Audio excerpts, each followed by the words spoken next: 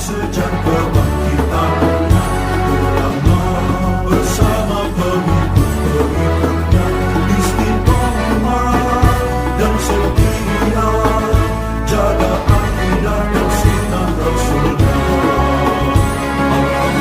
Alhamdulillah segala puji baginya ulama bersama pengikut-pengikutnya istiqomah dan setia menjaga agama nusa dan bangsa. Mari kuatkan niat kita, kita bulatkan tekad kita, terus lanjutkan amal kita, mengembangkan hikmah kita. Assalamualaikum warahmatullahi wabarakatuh.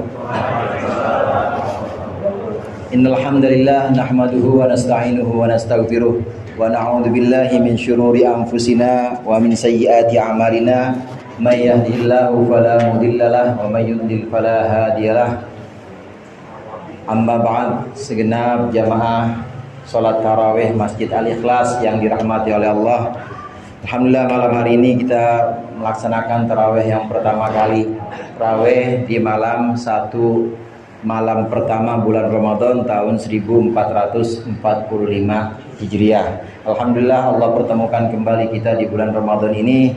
Mudah-mudahan di awal yang baik ini nanti Allah menjaga istiqomah kita hingga kita sampai akhir Ramadan ini bisa menjaga ibadah-ibadah kita di bulan Ramadan tahun ini.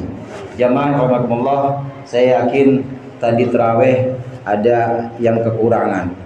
Artinya meskipun sudah 20 rakaat dilaksanakan di sini, saya yakin nanti di rumah ada yang mau nambah lagi.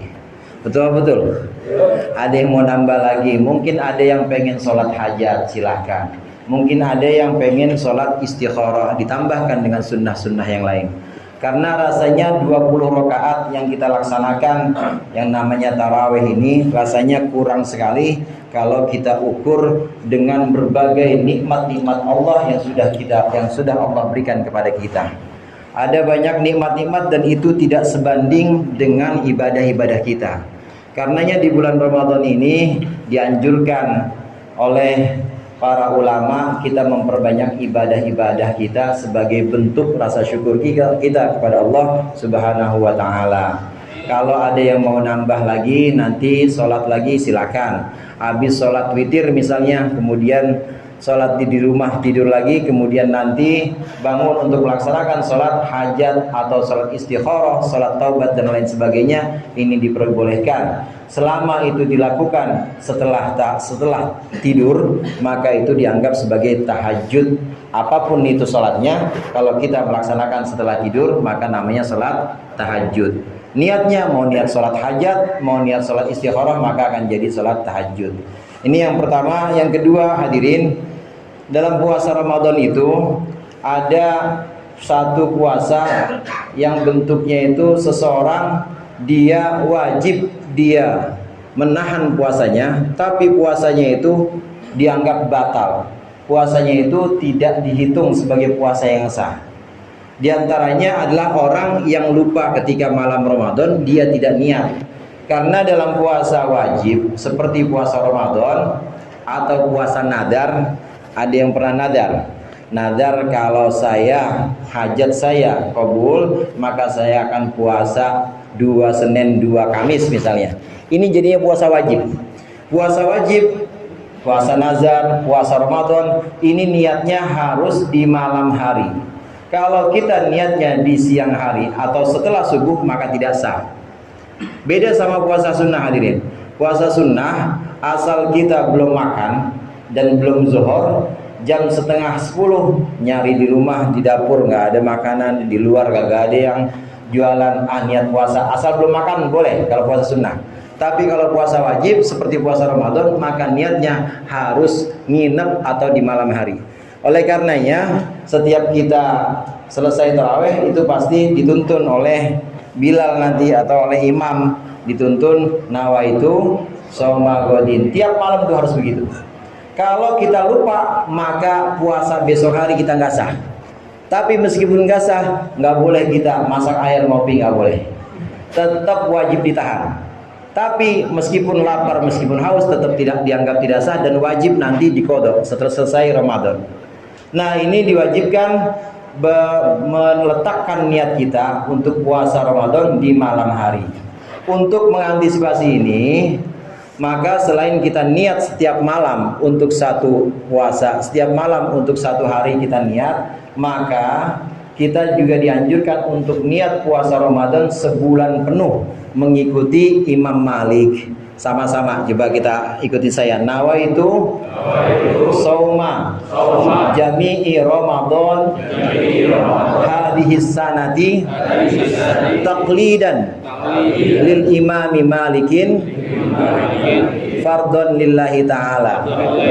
Aku niat puasa seluruh Ramadan tahun ini mengikuti Imam Malik fardu karena Allah Ta'ala. Jadi kita udah niat sebulan penuh. Kalau nanti malam ke-15 lupa nggak tarawih, kagak niatnya, tahu-tahu setengah 6, maka insya Allah itu sudah dianggap sah karena udah diniatkan di malam ini, di malam yang pertama. Ini diperbolehkan mengikuti mazhab Imam Malik ini untuk mengantisipasi supaya kita tidak tahan haus, tahan lapar, tapi ternyata yang dianggap tidak sah. Kemudian yang ketiga yang ingin saya sampaikan hadirin, setiap kita sholat taraweh kita membaca Ummul Kitab, tentu kita membaca Fatihah.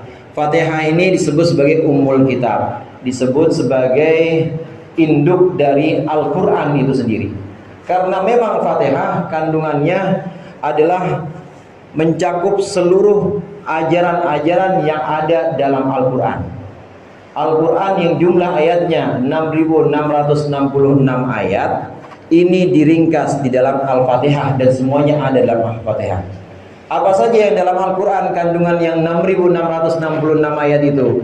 Yang pertama adalah tentang Tauhid, tentang La ilaha illallah. Kemudian yang kedua dalam Al-Quran yaitu tentang hukum, baik hukum yang sifatnya hukum ibadah seperti hukum sholat, puasa dan lain sebagainya, maupun hukum yang sifatnya muamalah, yaitu hukum pergaulan atau hukum transaksional antara kita dengan sama manusia, ada semua dalam Al-Quran. Pertama tauhid, yang kedua hukum. Yang ketiga, Al-Quran juga mengandung nasihat, mengandung cerita-cerita yang isinya memang nasihat untuk kita. Dalam Al-Fatihah hadirin, hadirat, dalam Fatihah itu tiga-tiganya itu ada.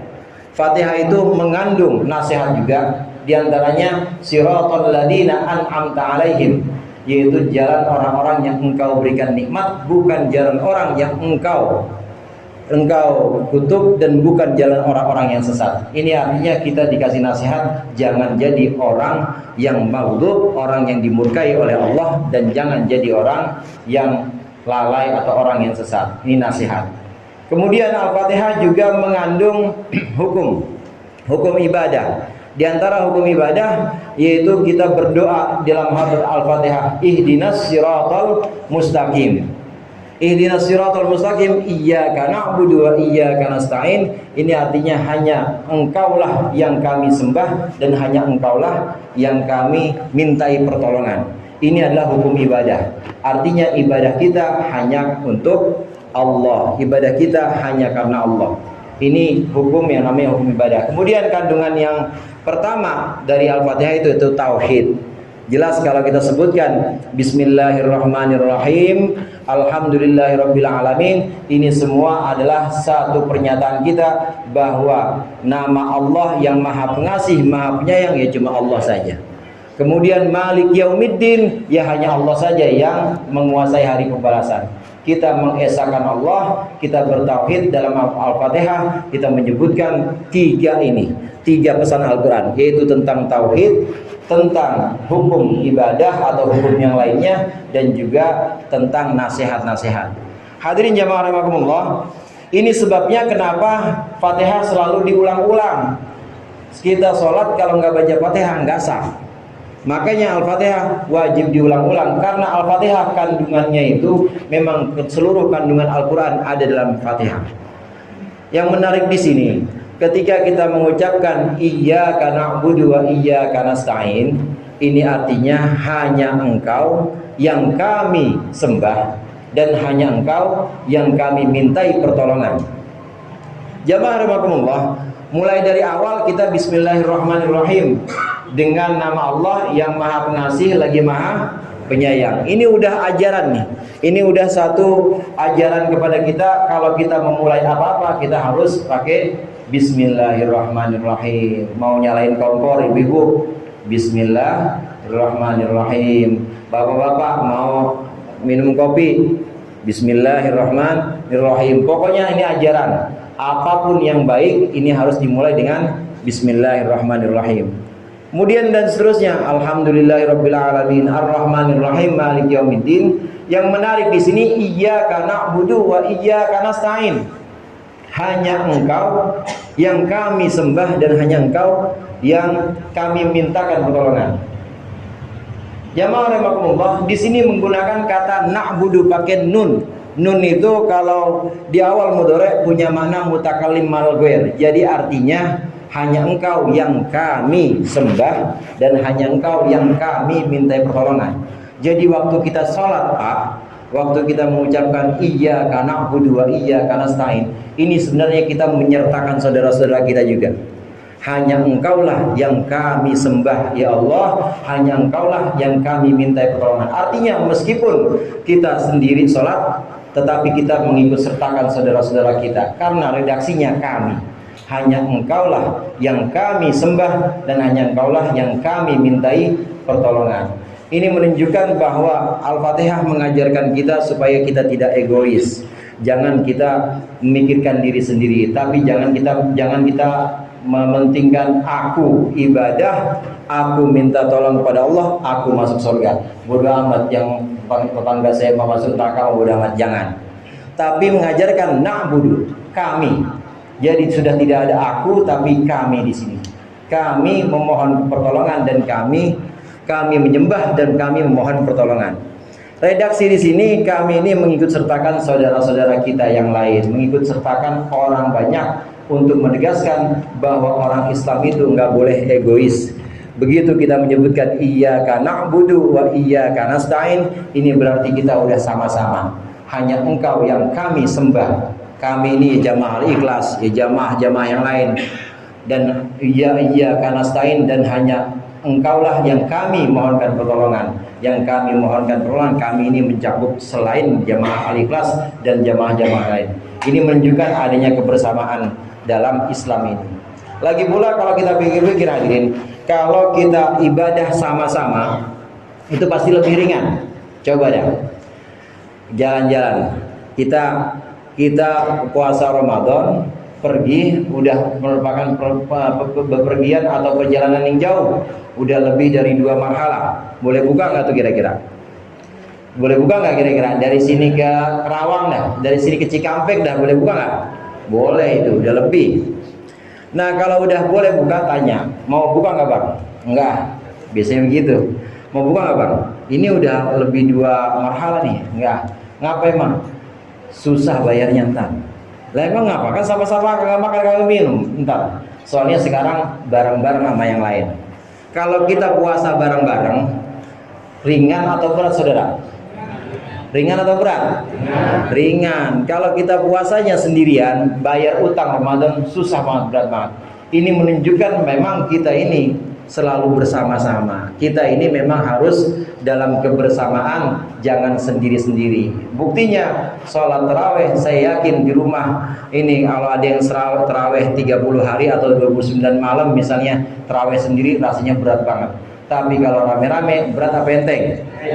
Enteng jadinya. Maka iyyaka na'budu, ini menunjukkan kebersamaan kita. Islam mengajarkan kebersamaan. Jangan kita egois dan jangan mementingkan diri sendiri, tapi kita lebih mendahulukan kami dibanding mendahulukan aku. Kita lebih mementingkan atau lebih mendahulukan kita semua dibandingkan guanya sendiri. Mudah-mudahan bermanfaat, dan lebih kurangnya saya mohon maaf. Wallahul muwaffiq ila aqwamit thoriq. Wassalamualaikum warahmatullahi wabarakatuh.